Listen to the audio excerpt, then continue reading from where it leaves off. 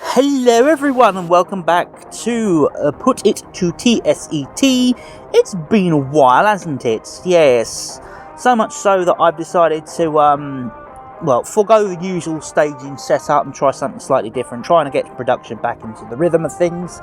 But anyway, that's besides the point, because today we are taking a look at a smattering of historical metal die-cast action figure statuettes things, people, metal toys. Starting off with these 90s Marvel figures, and these are absolutely gorgeous little things, completely die-cast metal. Some of the arms are a bit plasticky. I think they are actually plastic, the arms, to help with the articulation, but full die-cast metal. I mean, you can't hear that, but it's full, solid metal. It twists at the waist, got opposable arms. The head doesn't. No, the head does twist. There you go. Plastic head. There you go. But look at the detailing in this Cyclops. It looks amazing. And these were produced in packs of 2, typically, I think they were. It's been a while since I've had them in packet. And yeah, you'd usually get a hero and, I'm going to presume, a villain. That would make perfect sense, so you're going to focus. So here's the Juggernaut. Again, similar sort of thing. We've got the plastic arms, but we've got the full modelled and moulded, casted torso with the twist at the waist. Big, chunky bit of metal. I mean, it's a heavy thing, man. Heavy Juggernaut, which is awesome. And the detailing and the paintwork is just immaculate. Let's take a look at old Wolverine here. So the painting on the faces is pretty damn good. Yes, his plastic claws have had a bit of a time of it, but no, overall, you know, the detailing in this, the twisting, the articulation, it looks a fantastic metal die-cast figure. So, you know, these are about, what, a couple inches tall? Really quite nice. Let's have a look at old Sabretooth over here. Another nice big chunky boy. There we go.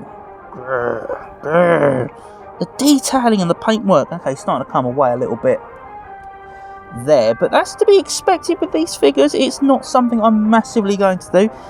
Paint chippage is an issue with them being toys and being played with, but such is life. The lack of articulation's a bit disappointing, but they make good posable. These look good on a shelf, let's be honest. That's what we're here for. When you get into the more human faces, it's not bad, actually. It's less Logan than I would have thought so. It's... yeah, I mean, from the right angles it's pretty good, but from face on it's a bit sort of... yeah, that kind of looks a bit dodgy, but... you know, given the constraints of the time, it's really nice, these figures. I mean, look at that ass. Look at Logan's ass. Look at that. Look at the moulding and definition on that ass and those thighs. Seriously. And the jacket, and then he's got the shirt, and it's like, yeah, this is proper pulled out of the comics, and, well, more like the TV series than the comics, but, you know, is what it is. Got the old Silver Samurai here, and the modelling and the sculpting there. Just all the little details. It's immaculate. It's fantastic. And you'll see why I'm taking special consideration just how well crafted these things are.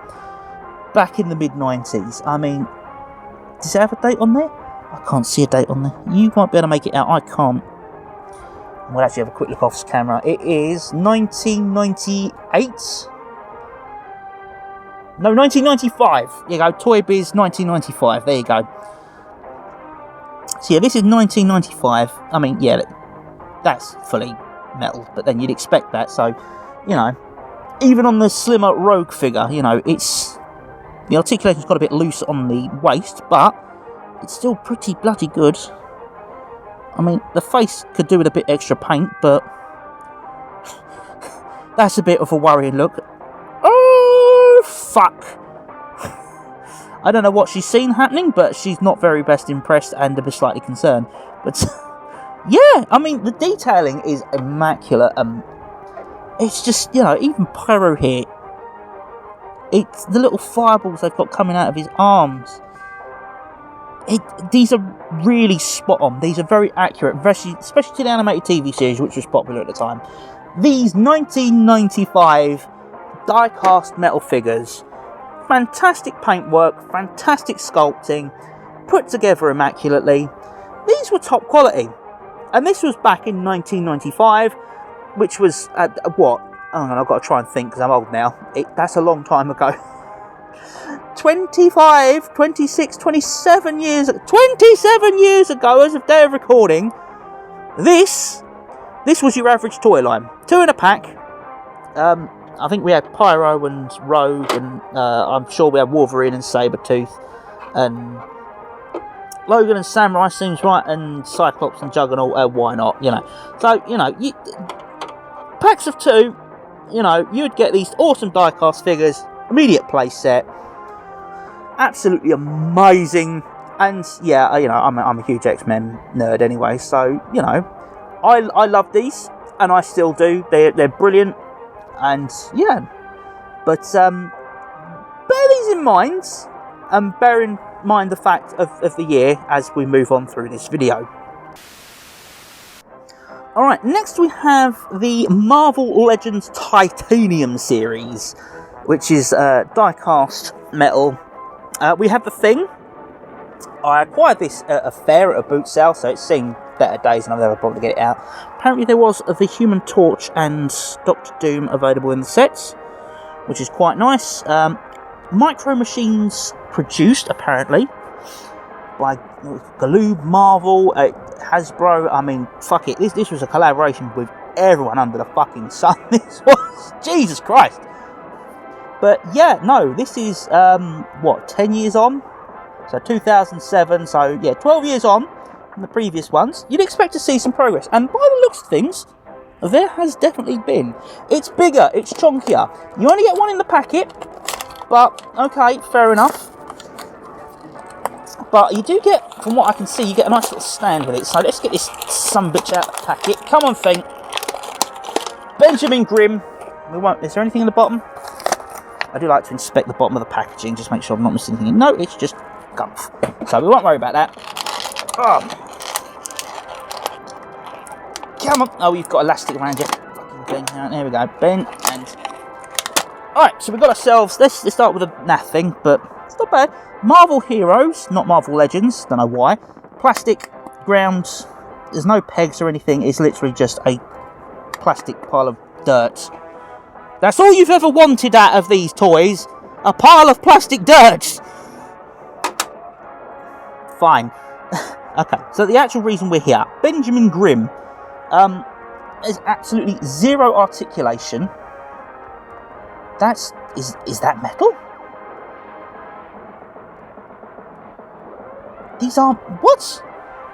Oh, come off it. This is an absolute rip-off. This isn't even a proper metal. I thought this was all entirely metal. No, this is... It bends. It's plastic. The only metal thing here are his bloody shorts. Oh, well, that takes the absolute pee, doesn't it? His foot's bending. Wow. Talk about bloody disappointment. I've had that in the packaging for absolute freaking years. What a joke that is. He's entirely plastic apart from some metal shorts. Even the base isn't freaking metal. I mean... Oh, titanium my arse. Well, that's absolutely buggered this video up. This was meant to be a fucking full metal series. Jesus fucking Christ. Well, yeah, bollocks to that then. I mean, if you want metal figures, don't get the fucking titanium series, because... Fuck's sakes.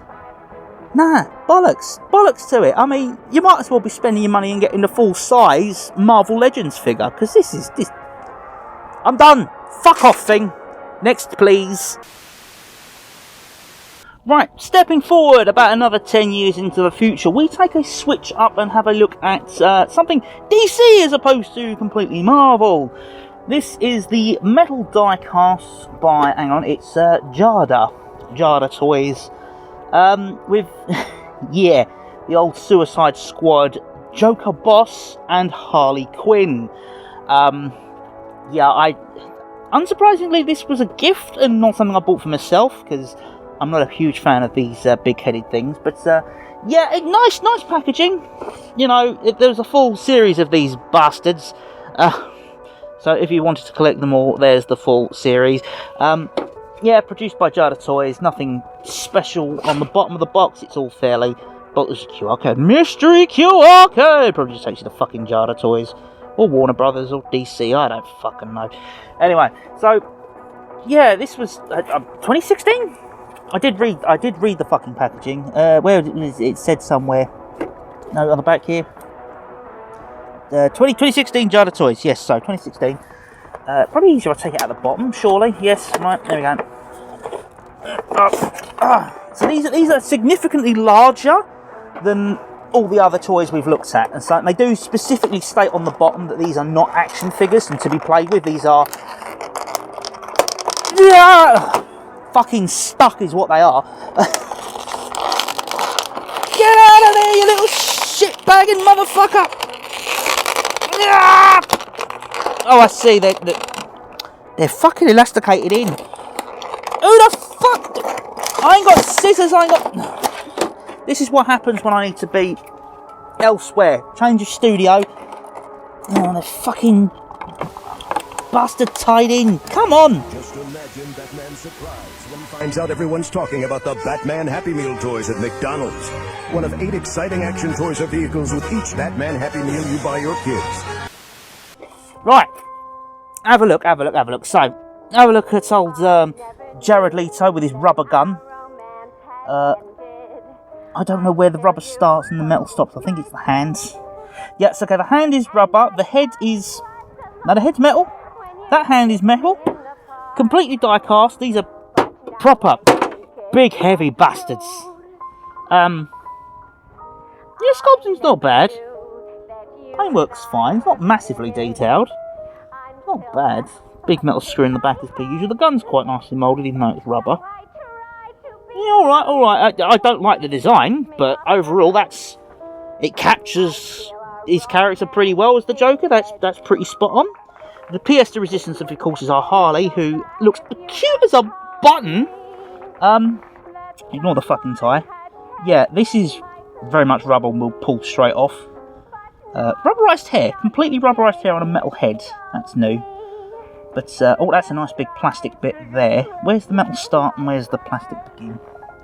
It is literally the white bit. The white bit is entirely plastic. And then you've got the red handle, which is still part of the die-cast, which, looking at the detailing on the belt, it's quite nice. Not a lot of detail. The paintwork on the shoes is quite nice as well. I quite like this, the tyres, and paintwork's quite nice. And, oh yeah, forgot about the stiletto heels. Because you've got to have the fucking stiletto heels to be a fucking super criminal. So, yeah, moving on. These are reasonable. They're fucking expensive. But you are getting something somewhat decent out of it. They're not my style. They're not my sign of design. I like Harley. Honestly, the discussion of the Joker character in the Suicide Squad is a completely different matter.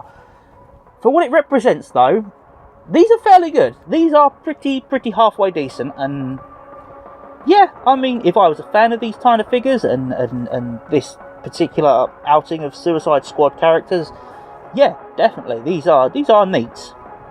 But yeah, I think there's been some definitive improvement, especially over the mostly plastic Marvel bollocks we just had a look at.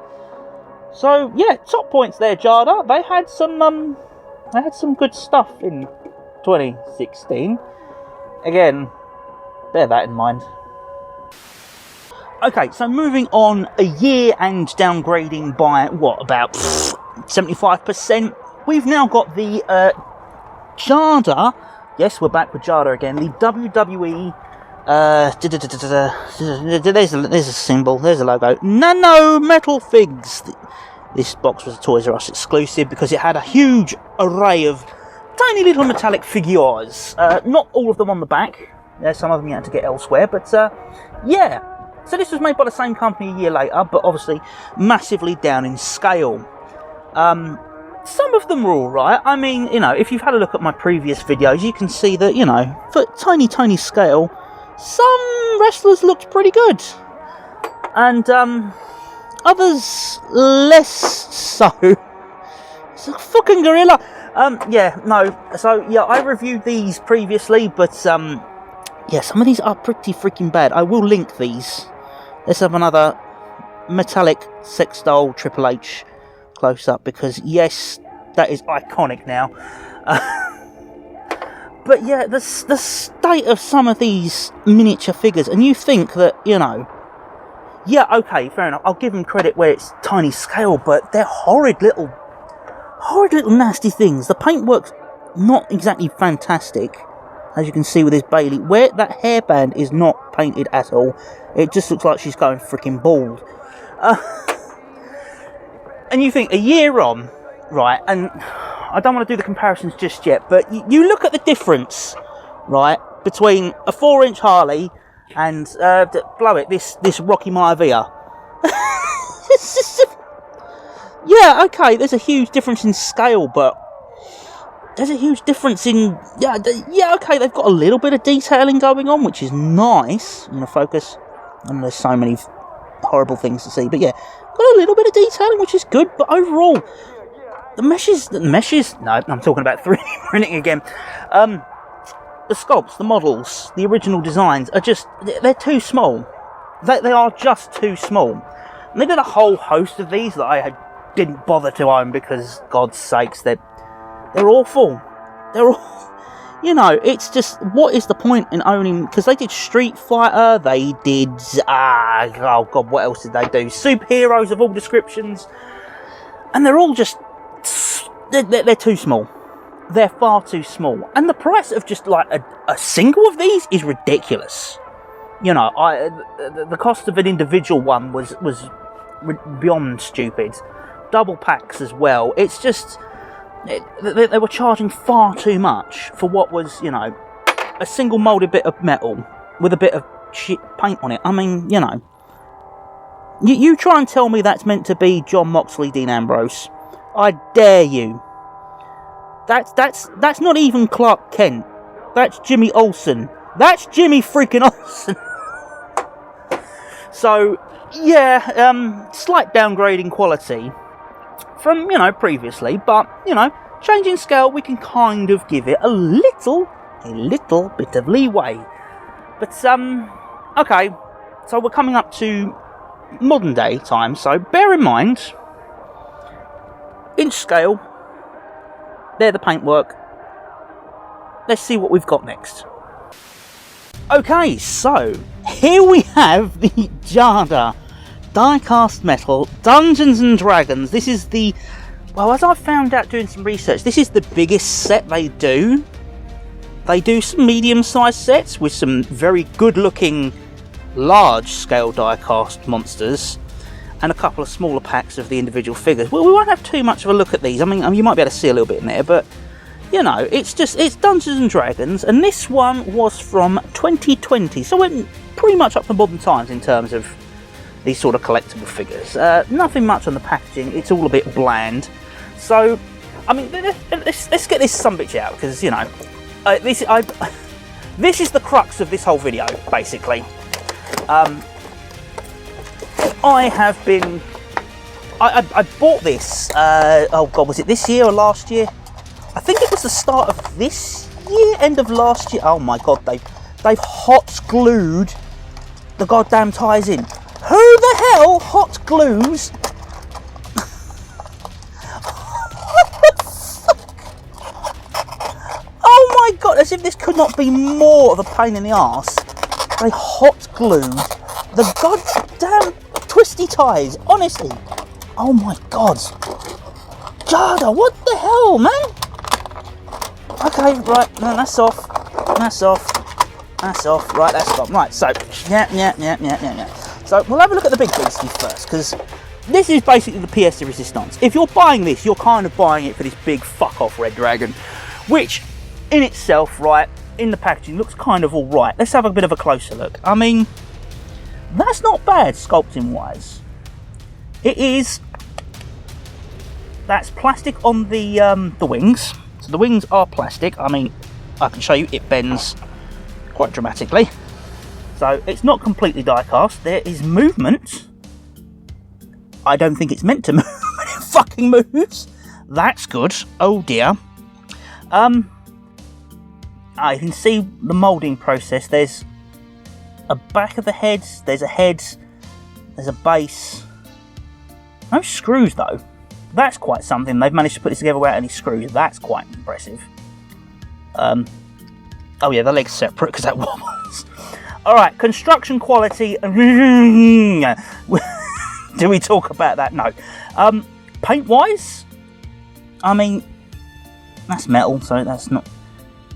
I mean, the only real paint on here is like the teeth and the horns and the head, and yeah, I will accept that that's actually pretty good paint wise. That's really quite nice actually.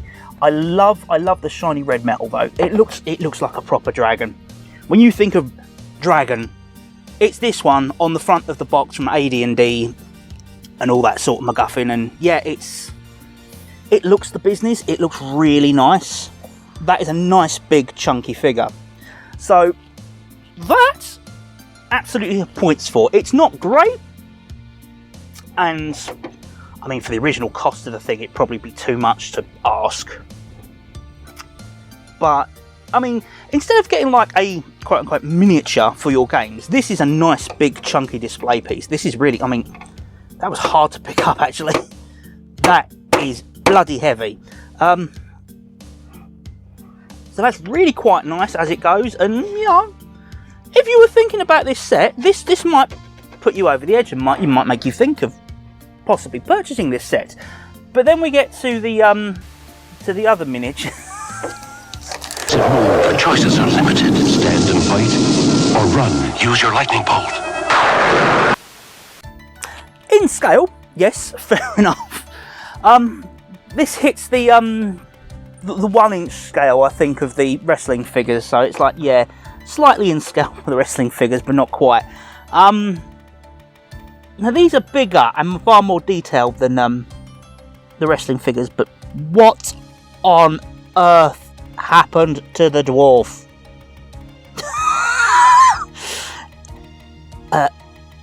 His head is just like, what even is this? Like, what even is this? I mean, I can kind of see what they're going for, but what the fuck? Okay, let's look at the bonuses. Yes, it's got modelling on the edge of the hammer. Nice bit of texturing. The pauldrons, quite nice. The beard, relatively well painted. There's a little bit of, you know, a nice bit of moulding on the old knapsack, the bag, but Jesus fucking Christ, what happened to the face? And the paintwork's not brilliant either. It's all there. It's all where it should be, but the colours used are just like, there's meant to be a belt there, I'm sure. And why? Yeah, the belt's just all the same colour. It's like, oh shit, we run out of money for different colours. Oh bollocks to it, just make it all the same colour. Yeah, no. Let's have a look at the fighter. The fighter's not doing much better. I recognise this character from D&D 5e books, you know. This is the fighter, fair enough. But what the fuck, man? I mean, you could probably lose the beard and he'd look fine. Well, I say fine. I mean, what the fuck? That's barely recognisable as a face. The fact that he's got a moustache helps massively. But beyond that, no. I mean, okay, fair enough. The detailing in the arm was actually pretty good. I was actually more concerned about this. I thought it was going to look a lot worse. But actually, the detailing in the arm and the sword, it's actually quite nice. And the paint, there's missing a lot of paint on the arms. You can clearly see there's meant to be some kind of armour here, but it's just flesh. So, someone didn't quite get the memo on that one. Let's have a quick look at this shield. Shield is... For fuck's sakes. Why would you go to all the detail of detailing the back and the front of his fucking armour and just leave his shield as... Ugh. It looks like a fucking minstrel. For crying out loud. You got the detailing of the fucking handle, which in itself, I mean, what the fuck is going on up here? Like, how the fuck is this attached? How the fuck is that meant to be? I mean, I get you're working with small scale metal, but fuck's sakes, really? You go to all this detail to put in these little nodules and notches, and you just bollocks it at the last. I'm just admiring the beard. It just looks like he's wearing some kind of lion's head or bear's head or something. And then the paws coming down at the front. It's like it tries to hit the mark and then just fails catastrophically. Let's have a look at the dark elf. I forget the name of the race of the thing, but they're dark elves. Fuck off. Yes, the wizard, the caster. Oh no, it's not a caster. I've just noticed that's a dagger in her hand. Yeah, she's a fucking rogue. I'll give you points off because you can't really see much under the hood. To be fair, right, this is probably the best looking one of the lot because, yeah, you don't know detail. Although the fact that I didn't realise she was holding a dagger kind of took away points of it. There's a bit of moulding going on there with the leg, and you can kind of see another dagger strapped to the leg. I like the gold trim. I like the skin colour. Nothing's exactly clear though. It's kind of a bit bleh. Right, and finally we move on to the Tiefling Paladin. I'm going to presume that's a Paladin. Fuck. The fuck is up with his face? It looks like something out of fucking Teenage Mutant Ninja Turtles. It's like, what the fuck? No, it's kind of half Predator and half fucking Alien. I mean, what the fuck, man? I mean, you can kind of see the moulding on the hand just disappears. It's gone. It's disappeared. It's out of here. The mace. I mean, you can kind of see the face on the mace. Hey, face. Morning Star. There's a tail in the back there. I mean, what the fuck happened in the centre here? What happened to the paintwork in the centre? I mean, the fuck? Is that a belt? Is that his cape? Has he just got a hole in him? Has someone just nat 20'd him and he's still got like 2 hit points left and he's still fucking, I'm okay! It's only a flesh wound! I mean, for fuck's sakes. What the actual fuck? There's detailing in these bastards. There's so much detailing in these bastards. And then the face just like, meh. There's no expression on that face. It's just become an amorphous blob. I mean, on the back, yeah, there's a little bit of detailing with the hair and the cape, but it's just so, I've slopped some paint on it, that'll fucking do. Yeah. I think we can safely establish that this scale does not work for die-cast metal figures. Who decided this was a good scale to work with die-cast metal? I don't know. I swear to God, man. I mean, I swear. So yeah, this is such a mixed bag. It's ridiculous. For fuck's sakes. Let's take a quick breather, bring everything back onto stage, and we'll have a comparison from, you know, the last fucking however many 20 2 fucking decades. So here we are, folks, running from 1995 all the way up to 2020. And I don't know if it's just me personally, but I can kind of see a sliding scale of quality here. Over this side we have, this side, see my hand, yes, this side. On the left, in 1995, we have the small but relatively nice 2-inch scale with lots of detail, posability, very nicely made, detailed, good paintwork, the whole 9 yards, with intricate details, all carefully, you know, showing the figures and display, you know, statuettes in a nice way, but not too overbearing. We then switch to what's like fucking plastic, which I'm just there with that. We get the much larger scale bobblehead figures, but I mean, there's less detailing, some very nice paintwork, and there's some good attention to detail here, but overall it's kind of less impressive because it is such a bigger scale, and like The detailing isn't moulded onto this shirt. I don't know if I mentioned that before, but it's just like, it's literally just painted on. There's a little bit of moulding on the jacket, but most of the moulding is, yeah, it's not. Or did I mention the articulation? I don't think I did. But anyway, so which is nice. It's fine, but it's not as good as this. We then get the WWE and the Street Fighter series that I didn't have. Tiny 1-inch bastards, which cost a fortune, but range between possible to a little squiffy to nightmare fuel. And the fucking massive surfboards. I forgot to mention the fucking massive surfboard stands. I mean, seriously, the fuck. Whereas these no stands needed, no stands required. And then you finally get upon these Dungeons & Dragons, which, I mean, attention to detail was paid, but ultimately the scale let it down, which is why this bastard is actually probably the best. I mean, is it even the best of the bunch? I mean, I don't know. I'm still looking at this and I'm still thinking, you know what, in terms of die-cast metal figures, I'm still more impressed with the Scott Summers. I like the Cyclops more. The Dragon just, I don't know, there's something about it. I'll tell you what, these are better made. Because like I said, you know, there's a little bit coming apart, but this Dragon's all over the place with the wing flapping all over the place, the leg. Yeah, there's more moving parts for it to go wrong, but there's no paint detailing really.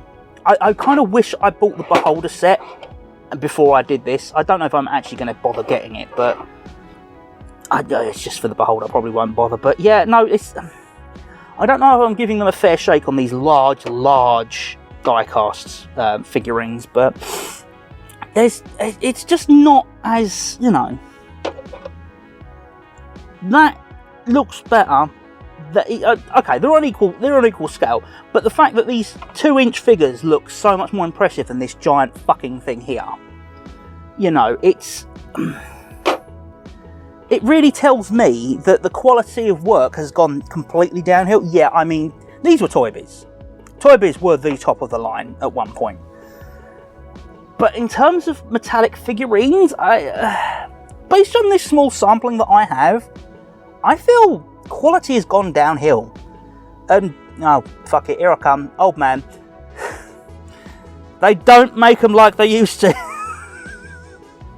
They just don't.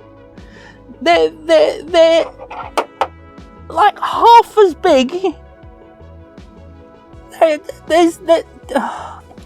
I can see that someone put some effort in, but the fact is there's just, it's a money thing at the end of the day. Metal's harder to come by these days, I would presume, and they're more expensive per unit to make these smaller figures.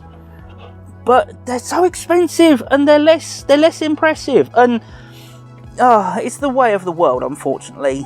I take that back, actually, because usually with figures and display things have got more complicated and more intricate and far better quality, using worse materials, cheaper materials. But yeah, die-cast metal just hasn't followed that trend. It's just completely, you know, absolutely wiped it. You know, the lack of trade on metals it's completely wiped out the die-cast thing, and so really, honestly, I'm disappointed, because when I saw the Dungeons & Dragons die-cast metal box, I got excited. I saw the big fuck off dragon, and then I saw, and you know, I kind of had to buy it for these awful melted little beings. You know, normally I wouldn't buy just novelty things, and I don't buy miniatures, but yeah, the state of that, I kind of had to show you the difference between 1995 and 2020. It's staggering. It really, really is. So yeah, I don't know kind of how to wrap up this retrospective other than bollocks to it. If you want some decent die-cast metal figures, you've kind of, you're about 20 years too late to get anything decent.